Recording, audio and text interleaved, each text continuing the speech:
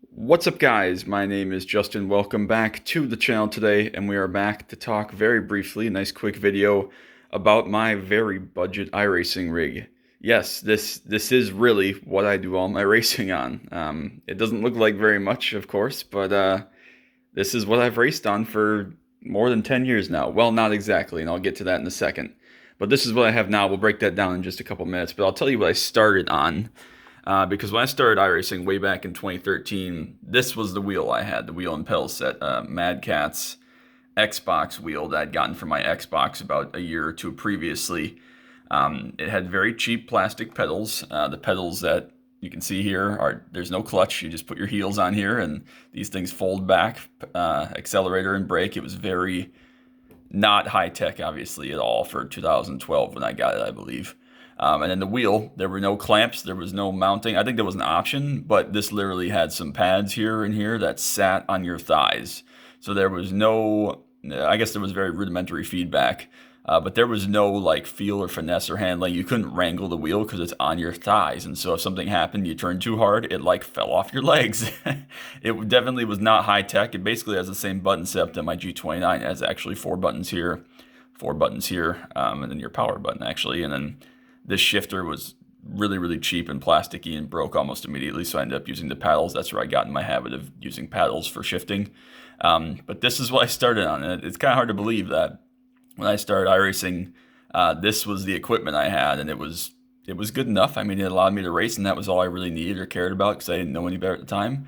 And somehow I actually got to 4,000 iRating on oval with this, which is hard to believe looking back, considering I'd like to think I'm a lot better now, but I did a lot more damage iRating wise and getting better wise on this than I ever did on any other product. But then, of course, I moved to the G29 and G29 pedals, which again, I still use a G29 wheel, so I'll talk about that shortly. But at least these had metal pedals. They had feel and substance. These, clipped onto your floor they had some blocks in the back with spikes so it didn't slide on carpet.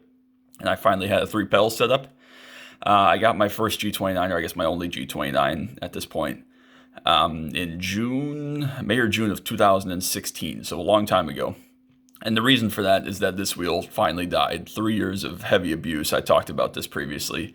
I basically raced every single day after school or on the weekend or whatever, from my first day of 2013 all the way through 2016. I mean, like, I was in the sim literally every day, and I'm on the sim most days now, don't get me wrong. But I don't race every single day anymore, for sure. Maybe I'm practicing or building or whatever, but I mean, I literally raced every single day. And so the Mad Catz wheel finally died. There was a very infamous league race at Phoenix in the Xfinity car that I was leading.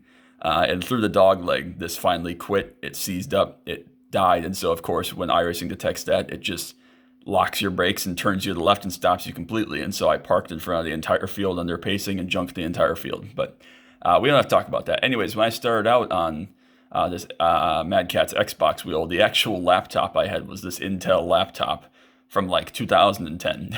It is an absolute piece of junk. This is, again, where I got into the habit of running with basically no grandstands, no performance. It's what I had to do. It was how I had to race to make it work. Obviously not an ideal situation, but it's what I got used to. And the screen was very small, so I set it kind of, right in front of me on a desk type. And that's what I raced on until I got this tower PC in 2018. So 5 years, give or take, I raced on a laptop like that, which is crazy. But anyways, now we'll talk about kind of what I've gotten to today. Still use a wired headset. That's an important bit because wireless is too unreliable. I have my tower. Ignore the mess here. I'm still going through the updates and the upgrades, hopefully, that we're still working through. So apologies about that. And I've pretty much always used a folding desk chair, or this is a card table chair technically. It's very simple. It's transportable, which is nice. It's what I had years ago. I had a rolling, when I first started iRacing, and then when I was in college in my dorm, I had a rolling chair. And I realized that was not the best move because obviously it moves when you press the pedals. So I adapted this in about 2019, maybe 2020. During COVID, for sure, I knew I ran this in my parents' basement at the time. But this chair, literally this exact chair, has been what I raced on for almost 6 years now at least. And somewhere along the way, I got smart and realized that this metal bar is very hard. And so I put a pillow back here to keep myself from breaking my back with the amount of time I spent in the sim. Again, since I've had my G29, which has been 9 years now, I've always raced with some variation of a tray table. This is my newest one, if you want to call it that. Just clamps on there nicely. It's the right height for my knees. I'm 6'1", and so it works out as an option. Allows me to put my keyboard right behind it and everything else. This is actually a pretty decent monitor. Technically, it's a TV.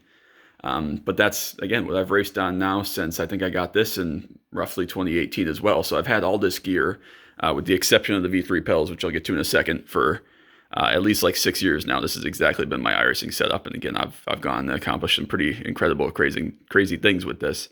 It's not quite Ty Majeski level of sticking your laptop on some rolls of tape and then taking your bucket of ice and putting a fan next to it to blow underneath to keep your laptop cool. It's not quite that low tech, but we're pretty close. But anyways, this has done me well. It works again for my setup. The tray table works nice because I can just stick my legs through there. All my cable management is awful, so apologies if that drives some of you nuts.